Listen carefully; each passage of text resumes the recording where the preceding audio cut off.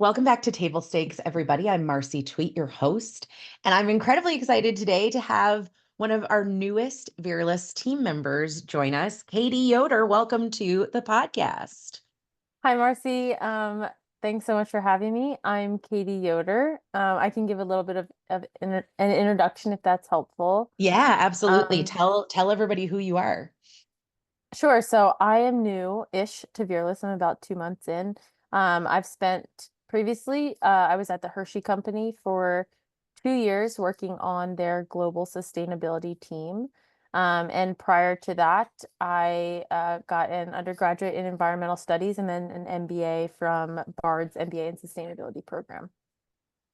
Awesome. So it's funny when we were interviewing you, Katie, I am a self-confessed stalker of the people we were interviewing. And of course, I looked you up when we were bringing you on as a consulting associate and was surprised to find that not only are you incredibly skilled at environmental sustainability, but there are articles written about you from newspapers all over about your athletic career. So, in addition to being an expert in environment, what we're talking about today in the Olympics and sustainability in the Olympics is really rooted in your own knowledge as an athlete. So tell everybody sort of what your sports are, what you've done in the past, and brag about yourself a little bit. Sure, thank you for that. And I totally agree with the stalking is just you have to do it. It's just 2024. You got to stalk people. You do, you Yeah, do. you do. So I grew up a competitive swimmer and then I swam in college. And when I was a kind of, a young in my teenage years, I kind of set a goal for myself.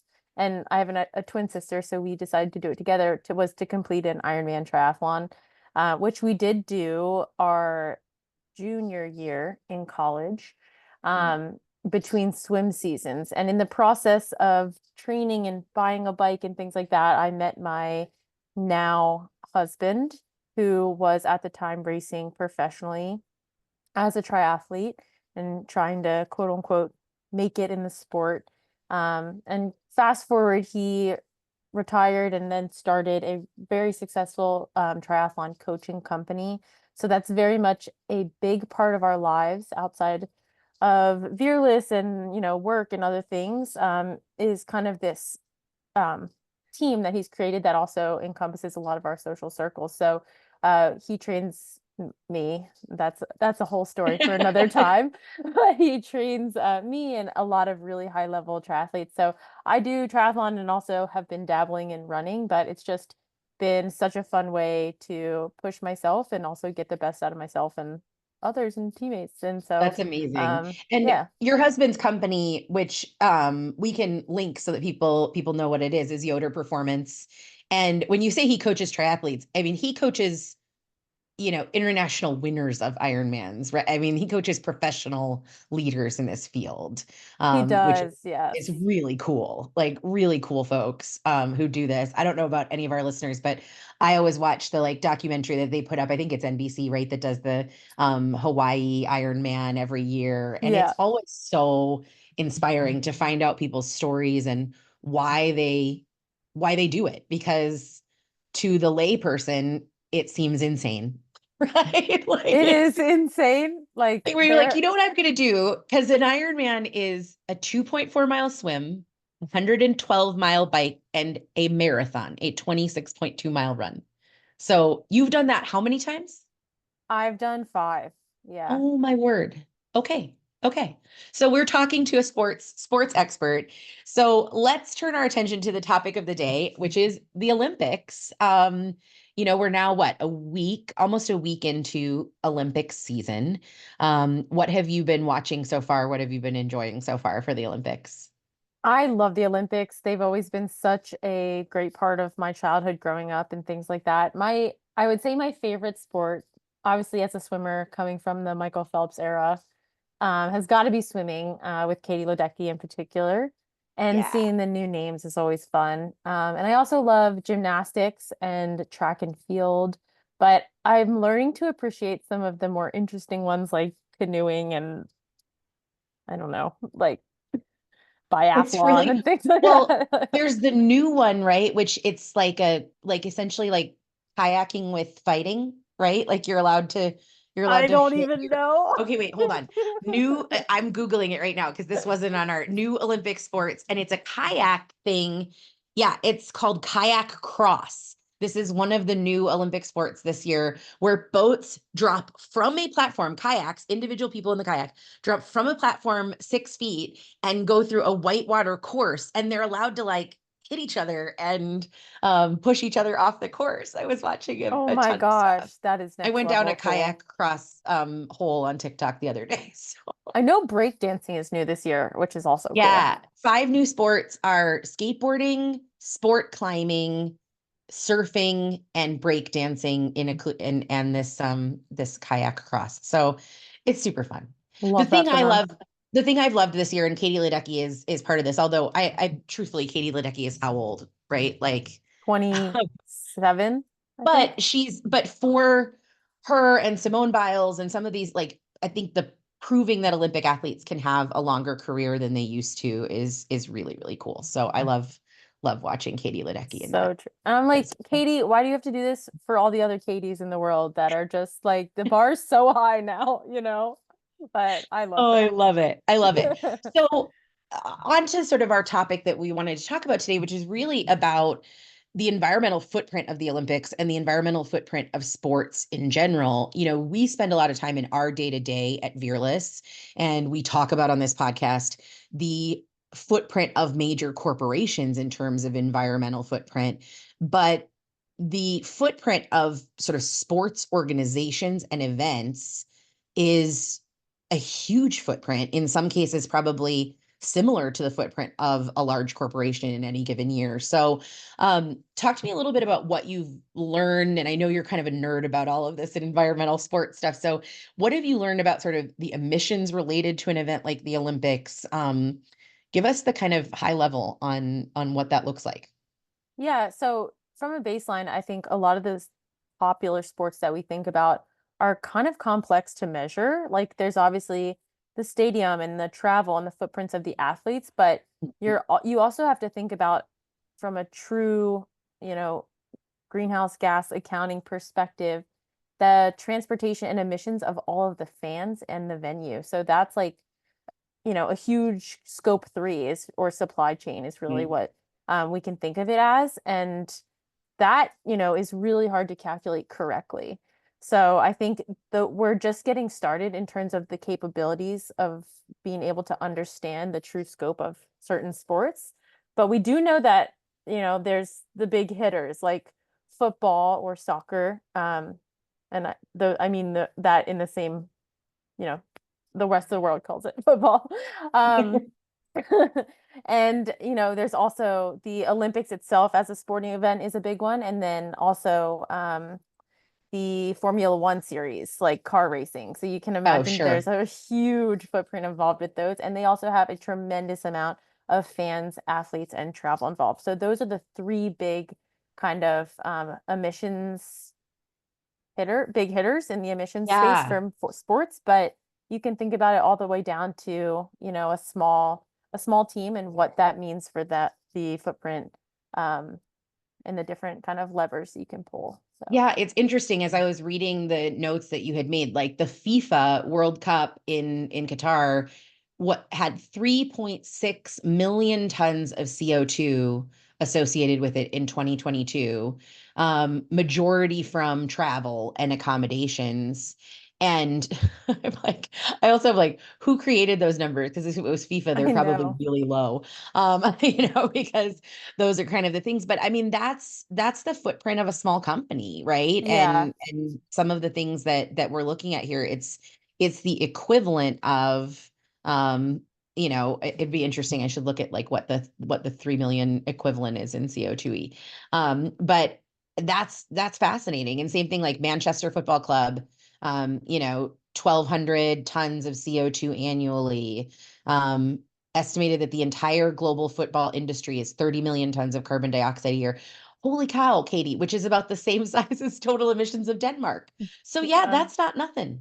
That's not nothing. Yeah. And I do think like Absolutely. how cool to think that you can measure the football print oh my gosh, football print. The the footprint of a football club like Manchester City. Like Mhm. it will, you can think of a world where there's kind of that transparency of like, okay, this football club versus this football club. And you can even kind of see like a ranking and transparency of like, yes, this was our footprint, this was our footprint.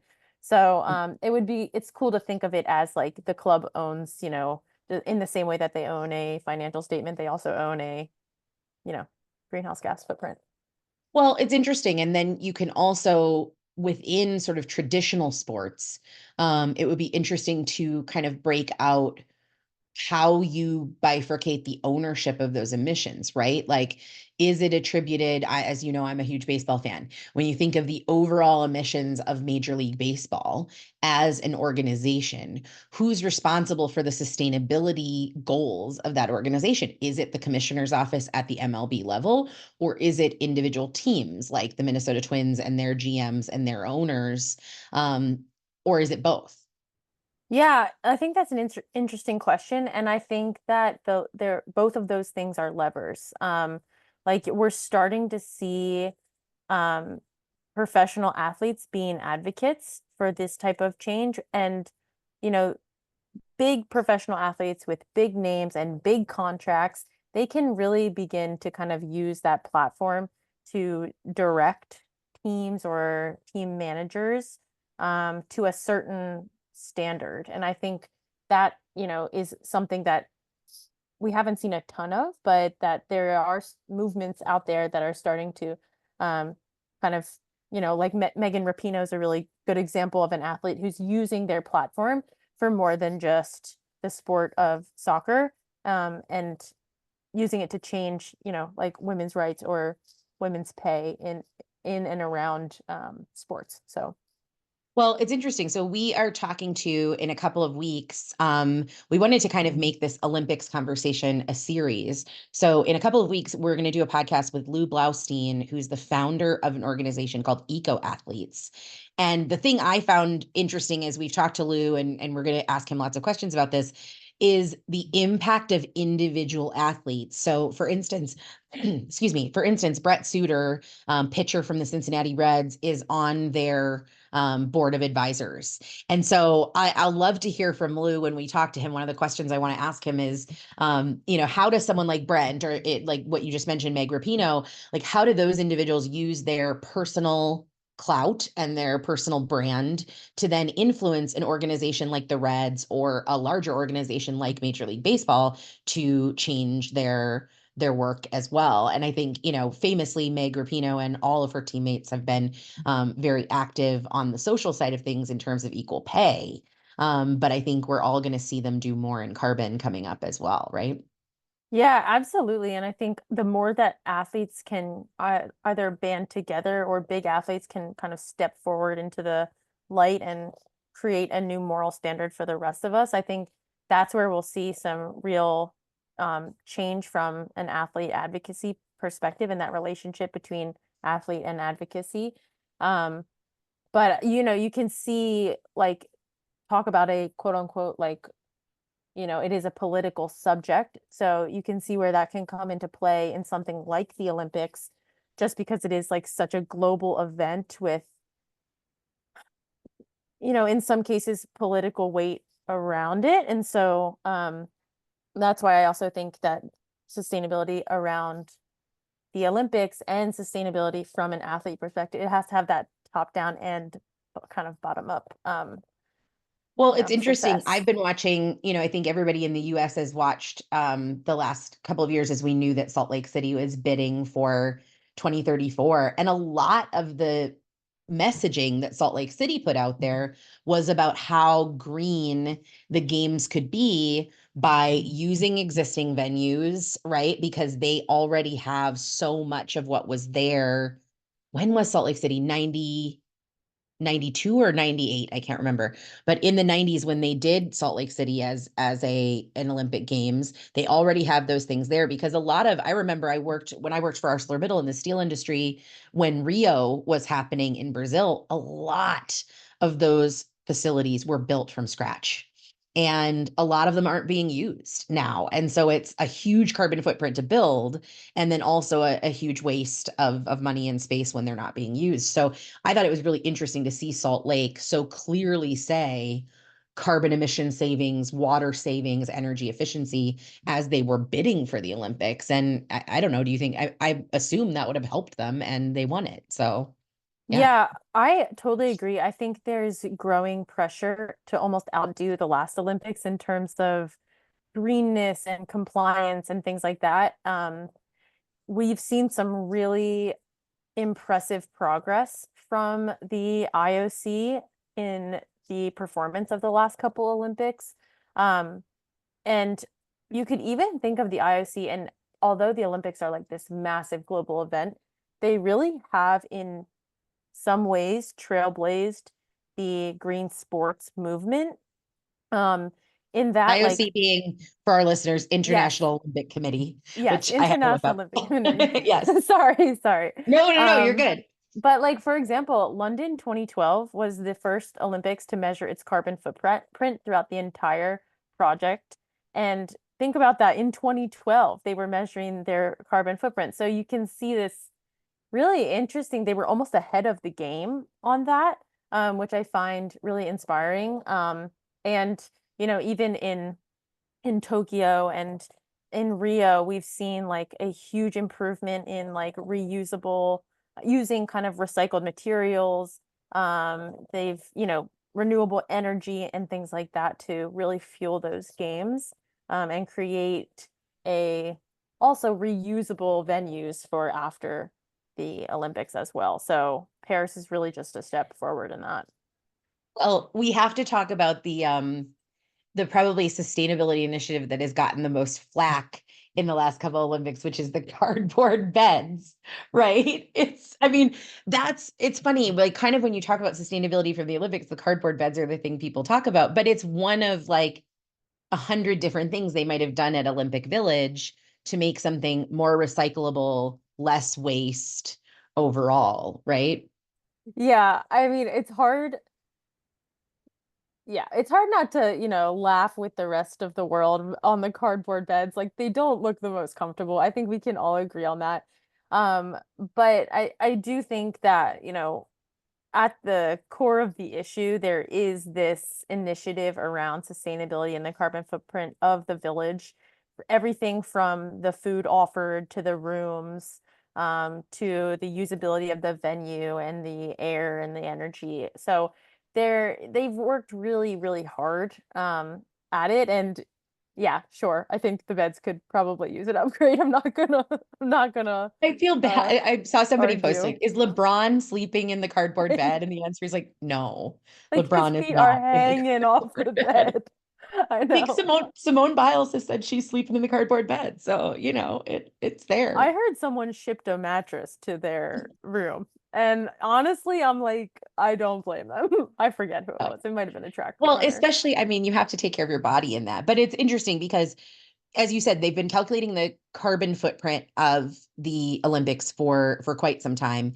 But Paris is also calculating what it's calling its material footprint, right? And that goes sort of a venue by venue map of what are the resources they're using, what's the life cycle that they're using, and that's exciting to see, to know that you down to the tennis balls, they know what the sort of footprint of the materials they need are. Yeah, it is really cool what Paris is doing. They're targeting a 50% reduction in carbon emissions compared to the average of London 2012 and Rio 2016. So that's their baseline. And they're also the first games to um, broadcast a full scope 3 emissions. So that is extremely difficult to calculate, as I mentioned previously. So all in all, that means that Paris will be actually the first Olympic Games which aligns to the Paris Agreement on climate change. So it is a big achievement, and I'm sure there will be some assumptions made around travel and emissions, but as we know about Scope 3, that level of transparency just raises the bar even higher. Well, it'll be interesting to see how the games change over time. So, one of the things, I was watching the surfing thing, and obviously the surfing Olympics are not held in Paris, right? They're in a completely different spot in the world.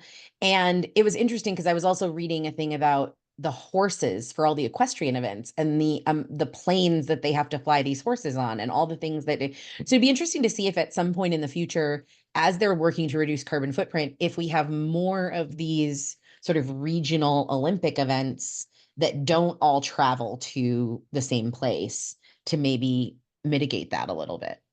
Yeah, I would agree with that. I believe that the surfing is in Tahiti. Yeah, Um, that's what you're right. it's I was like trying to remember and yeah. no, yeah, it's like the French Polynesian and um there's different events. You're right in that there are different events both around France and around the world that are not located near Paris in order to create the right environment for that sport. I do think that that is likely to happen more and more, especially in like, Winter Olympics without snow or Summer Olympics that are too hot for certain sports like running or things like that, where they just cannot provide that environment to put on the event. So I could only see it happening more, really. Well, it's interesting. Climate change is certainly changing the cities that may or may not be chosen for the Winter and the Summer Olympics. I was in Paris a couple of years ago in the summer when it was 109 degrees in downtown in the city of Paris next to the Eiffel Tower. It was awful. I can't imagine what it feels like to run in that weather. So I'm curious. I know that you did some research on this. Like, how is heat affecting the Paris Olympics? And do you think that's something that the IOC will consider as they're choosing Olympic locations in the future? I definitely think so. Heat in Paris in the summer is really hot, and I think it's now notoriously hot at this point. I know I also have had a like 100+ degree day in Paris before. It had just you're not the same after. So I certainly think that the location will need to come into the conversation for climate change. Or I'm sorry, climate change will need to come into conversation for the location in the future. Particularly like I know Paris, they're not due to like the sustainability initiatives. I know they're not offering air conditioning, which was a bit controversial for the athletes. Um, I know some of them brought air conditioning, so I'm not Wow. sure how that affects the footprint or the assumptions around that. But um, there are some sports that are certainly suffering more than others, running, triathlon, open water swimming, um, you know, I would say any of the longer, more endurance. I'm sure track and field will suffer more. But it's not, it's kind of part of the game at this point, and that's a little scary to think about, especially around, the safety of the athletes, really.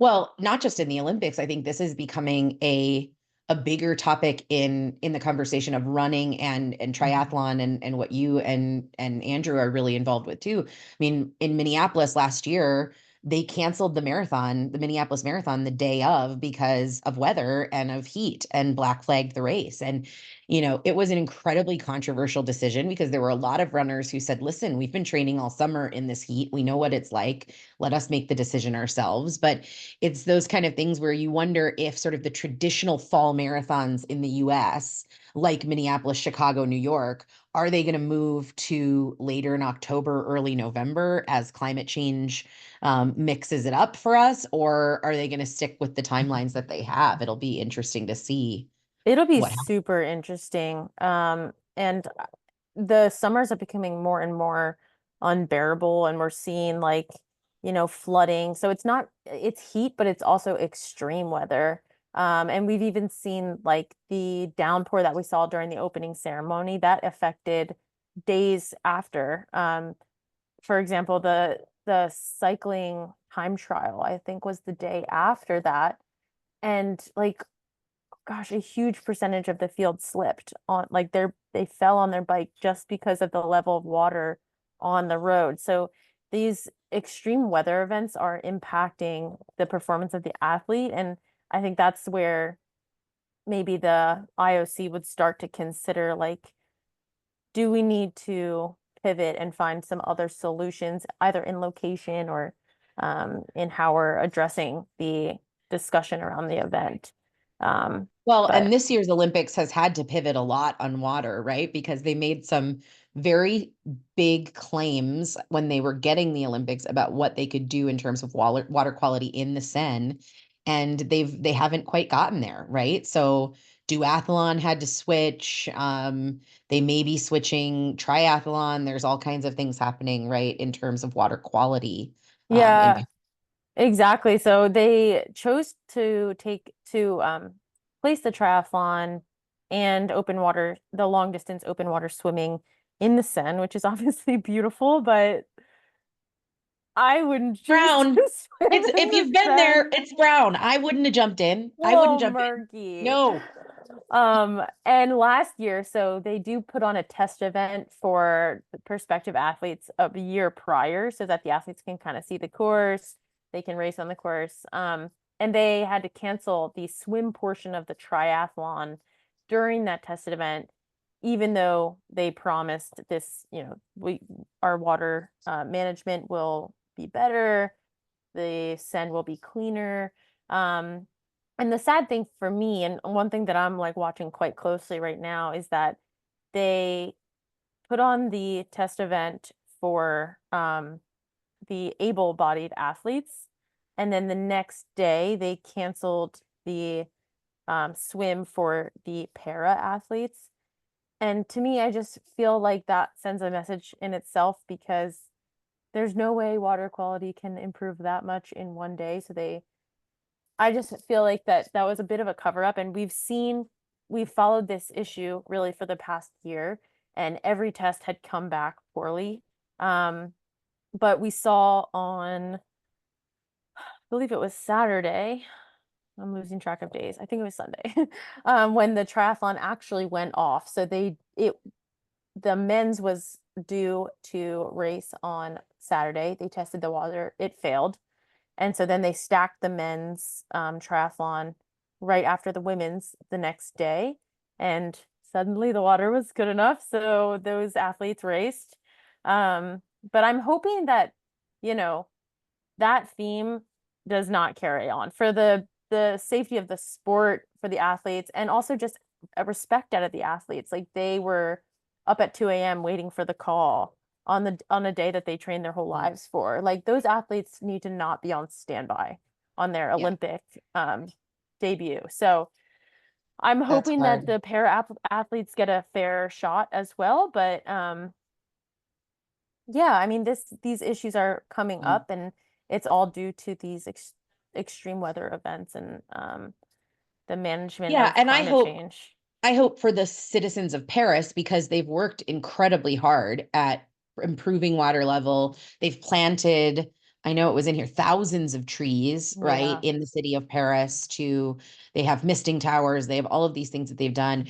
What I hope for all of these communities that host something like the Olympic Games, or FIFA or whatever it might be, that those cleanup efforts and those environmental efforts stay and are taken care of because estimated cost of cleanup of the Seine was 1.4 billion euros, right? So what I now hope is that Paris, the city of Paris and France in general will continue to keep that up so that there's a benefit in the long term related to the climate in that part of the world. So you hope that it continues and that the Olympics are doing something good and leaving something good behind as well. Absolutely. Absolutely. And I think that's you know, that's that statement can be applied in so many other, you know, sustainability initiatives, like, leave no trace type of mindset. And I do know that Paris worked really hard to make a lot of their venues reusable, um, and to really show off the city in a way that used what was already there. So I think, they have succeeded in that in a lot of ways. And the good thing is that it's on us next in Los Angeles 2028. So hopefully we'll be able to take all of our learnings and put them into LA. is a little scary to think about, but I'm sure. Yeah, absolutely. Oh, that's great. I forgot that we have LA, and so we're US is going to get two cracks at this in the next 10 years, right? That Yeah, Summer Olympics and then Winter 2034. So, I mean, that's exciting, and it will be exciting to see, especially in LA with all of the climate initiatives that California has put in place, that Gavin Newsom is championing, how they will get behind that. It'll be fun to watch and stay on top of. absolutely. And I think, um, the IOC in general has really paved the way for so many sports organizations. And they'll just continue to up the bar as we've seen. And I'm hoping that as they continue to up the bar for the venue and the production of the events, that they're also continuing to bring up the standard of care and, intentionality around the athlete, and not putting them at risk in any way. Just obviously we all want the broadcast, but we're all watching from home, wishing them the best, but the athlete needs to be considered as well. So it's that Mhm. combo of like, the right venue, but also the right management of our athletes. Yeah, I mean, we've been talking about sustainability in the Olympics, but we could have the same conversation in a long-term way about mental health of the athletes, about the social impact of these kinds of events on local communities, and the list goes on. Which is what we're going to keep talking about. So, Katie, this has been awesome. I think a good introduction for our listeners on sustainability at the Olympics, a lot to think about. As I said, we're going to bring Lou on from Eco Athletes in a couple of weeks to talk about the individual athlete impact on climate change. But thanks for coming on the podcast for the first time. Welcome to Veerless. And we'll make sure that your info is linked in our show notes, as well as some of the articles that we consulted when we were preparing for this podcast. So thanks for joining us, Katie. Thanks, Marcy. This has been super fun, and go USA as for the second half of the Olympics. So Absolutely. Absolutely. Let's get that medal count keeping on.